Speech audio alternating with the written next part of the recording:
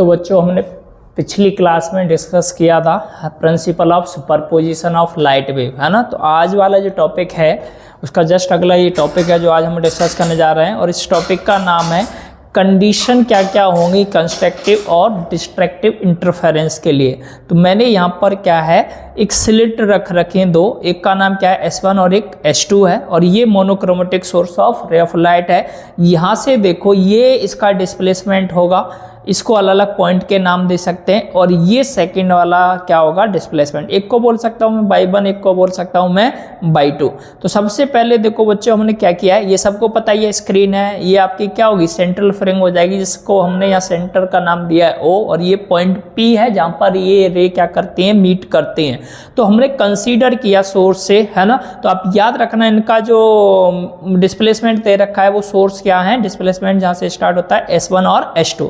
तो ये मैंने बोला बाई 1 और ये हमने क्या बोला बाई 2। तो इसकी इक्वेशन हम लिखेंगे तो ये बन जाएगा by 1 A sin omega T, और इसको लिखेंगे तो ये बन जाएगा y, है ना, 2 इजिकल टू क्या होगा B sin omega T plus 5। तो ये दो हमने डिस्प्लेसमेंट लिख लिए दो अलग अलग सोर्स के लिए। तो सबसे पहले हमें पता है कि ऊपर हम पढ़ के आए प्रिंसिपल ऑफ सुपरपोजिशन कि आप दोनों डिस्प्लेसमेंट को ऐड कर दोगे तो आपको रिजल्टेंट मिल जाएगा डिस्प्लेसमेंट का। तो y इक्वल टू क्या होगा बाई 1 प्लस बाई 2। अब मैंने y1 की जगह पर पुट कर दिया A sin omega T, by 2 की जगह पर पुट कर दिया B sin omega T plus 5। यहाँ से देखो कुछ चीज़ें हम यहाँ पर एक फॉर्मूला मैथमेटिक्स का यूज कर सकते हैं, और शायद आपको याद हो ये फॉर्मूला होता है साइन A प्लस बी, है ना। तो sine A cos B plus cos A sine B। तो अब यहाँ पर देखो ये एजिट्स टर्म दे रखा है, यहाँ पर मल्टीप्लाई करना है हमें। मैंने इसका पहले फॉर्मूला लिखा है साइन ओमेगा टी कॉस 5 और फिर लिखा है cos omega T sine 5। B का अंदर मल्टीप्लाई कर दो दोनों टर्म के साथ, तो मेरा ये फाइनल इक्वेशन बनेगा। अब यहाँ से भी हम कुछ कॉमन ले सकते हैं, वो हमने यहाँ पर क्या है अलग अलग लिखा है। देखो यहाँ पर आप ध्यान से देखना, ये वाला जो टर्म दे रखा है आप यहाँ से साइन ओमेगा टी और यहाँ से साइन ओमेगा टी क्या ले लिया कॉमन, यहाँ बच गया बच्चा क्या A, और यहाँ बच जाएगा B cos 5, है ना। अब ये अगला टर्म है जो ऊपर वाला एजिट है, इसको हमने एक इक्वेशन का नाम दे दिया और A से रिप्रेजेंट किया है। अब हम कुछ चीजें देखेंगे कंपेयर करा के कि भाई एक जो टर्म है ना A प्लस बी कॉस 5 जो है ये R cos थीटा के इक्वल होगा, मतलब ये रिजल्टेंट होता है, ये ध्यान रख लेना। और ये कॉस है तो मैंने रिप्रेजेंट कर दिया R cos थीटा होगा, और जो दूसरा है B sin 5 जो होगा वो R sin थीटा मान लो। जब हम इन दोनों इक्वेशन को इस वाली इक्वेशन के साथ कंपेयर करके लिखेंगे, पुट कर देंगे वैल्यू को, तो मेरे पास यहाँ पर पुट कर देना आप, है ना। इसकी जगह पर क्या पुट कर सकते हैं हम R cos थीटा, और इसकी जगह पर हम क्या पुट कर सकते हैं B sin 5 की जगह, cos एजिट रहने देना, सिर्फ B sin 5 की जगह पुट कर दो, तो ये मेरे लिए एक फाइनल इक्वेशन बन जाएगी। और यहाँ से फिर कुछ कॉमन ले सकता हूँ मैं, R यहाँ पर भी है, R यहाँ पर भी है, ये कॉमन ले लोगे बच जाएगा sin ओमेगा टी cos 5, और ये बच जाएगा cos ओमेगा टी sin 5। अब यहाँ से देखो सारे बच्चे यहाँ से क्या कर सकते हैं, ये भी एक वही ऊपर वाला फॉर्मूला बनेगा, तो दोबारा मैं इसको लिख सकता हूँ ओमेगा टी, है ना, प्लस थीटा बोल दो या 5 जो भी बोलना है। तो डिस्प्लेसमेंट की वैल्यू आपके सामने आ गई, बाई इक्वल टू क्या मिलेगा R sine omega T plus theta या 5। तो ये मेरी इक्वेशन हो गई डिस्प्लेसमेंट की, और यहाँ जो R होगा वो रिजल्टेंट होगा एम्पलीट्यूड का।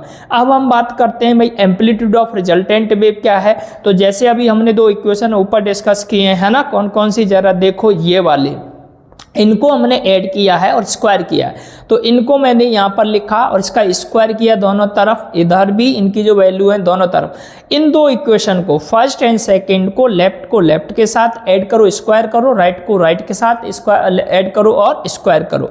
तो अब यहाँ पर देखो इसका भी फॉर्मूला अप्लाई कर सकते हैं किस पर, A प्लस बी वाले फॉर्मूला पे, है ना। इसका फॉर्मूला क्या हो जाएगा बताओ, A square plus B square plus 2AB। तो यहाँ पर ये मेरा A है और ये मेरा B है, तो ये फॉर्मूला फाइनल क्या बनेगा A square plus B square cos square 5 plus 2AB cos 5। अब यहाँ पर क्या है B, ये स्क्वायर अंदर आ जाएगा तो ये बन जाएगा B स्क्वायर साइन स्क्वायर 5। इधर आ जाओ ये बन जाएगा R square cos square theta, इधर बन जाएगा R square sine square theta. तो यहाँ से बच्चा कॉमन ले सकते हैं R square sine square plus cos square की, सब बच्चों को वैल्यू पता है 1 होता है, यहाँ 1 पुट कर दो तो इधर तो R स्क्वायर ही रह जाएगा। यहाँ पर भी कुछ चीजें कॉमन आप ले सकते हो, क्या क्या कॉमन आ सकता है देखो सारे बच्चे। तो यहाँ से हमने कॉमन क्या लिया है, यहाँ से है ना, और यहाँ से तो ए स्क्वायर को तो एज इट लिखा है मैंने, इस वाले टर्म में से बी स्क्वायर और इस वाले टर्म में से भी बी स्क्वायर कॉमन लिया तो मैंने बाहर लिख लिया बी स्क्वायर, और अंदर हो जाएगा cos square plus sine square. इसकी जगह पर भी 1 डाल दोगे तो ये बच जाएगा ए स्क्वायर प्लस बी स्क्वायर, और ये हो गया 2ab कोशिटा, और ये बचा आर स्क्वायर। कोई दिक्कत है?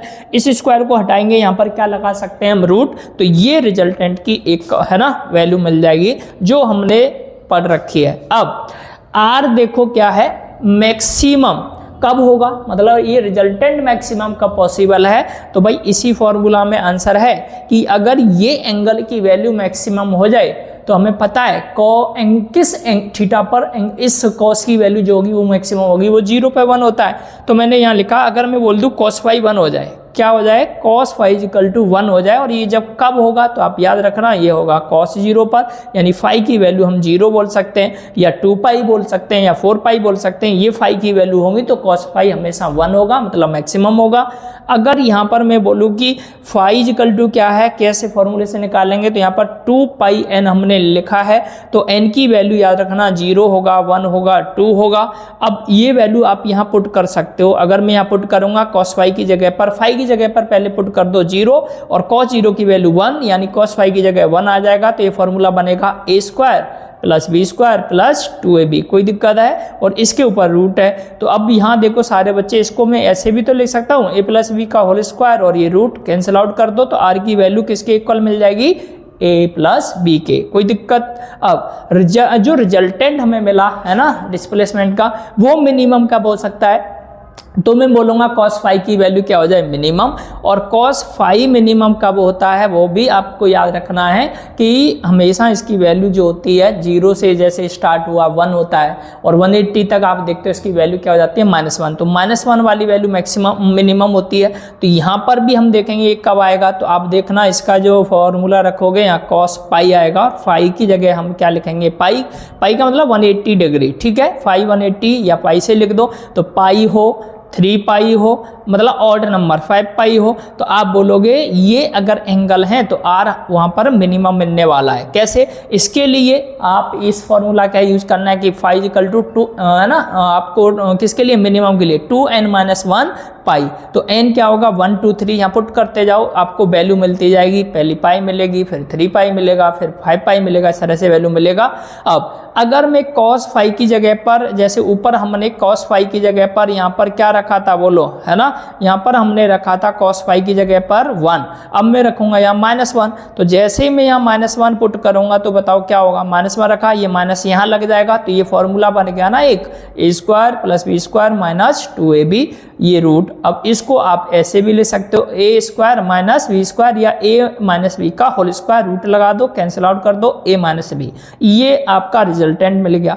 अब बात करते हैं हम कंडीशन ऑफ पाथ डिफरेंस क्या होगा, तो पाथ डिफरेंस का फॉर्मूला याद रखना हमेशा क्या होता है, lambda by 2 pi, lambda by क्या होता है 2 पाई, मल्टीप्लाई में क्या आता है, फेज एंगल फाई आता है। अब फॉर मैक्सिमम पाथ डिफरेंस हो उसके लिए हमने पढ़ा है क्या होता है, फाई की वैल्यू 2n पाई। अब यहाँ पर मैं फाई की जगह 2n पाई अगर मैं पुट करने जाऊँ तो मेरे पास जो 2 पाई से 2 पाई कैंसिल आउट हो जाएगा, ये मिल जाएगा n लैम्डा, है ना। तो x की वैल्यू n लैम्डा के इक्वल, और n लैम्डा जो n होगा वो उसकी वैल्यू होगी 0, होल नंबर बोल सकते हैं, ये वैल्यू रहने वाली है। यहाँ पर पुट करोगे तो पाथ डिफरेंस मिलेगा और ये मैक्सिमम होगा, है ना। अगर मैं बात करूँ किसकी, मिनिमम के लिए, मिनिमम के लिए फॉर्मूला फिर से वही, फाई इक्वल टू 2n-1 पाई। अब यहाँ पर आप फाई की जगह पर ये वैल्यू डाल दो, पाई से पाई कैंसिल आउट करोगे तो ये पाथ डिफरेंस होगा, और यहाँ n की वैल्यू ये होगा। क्लियर है?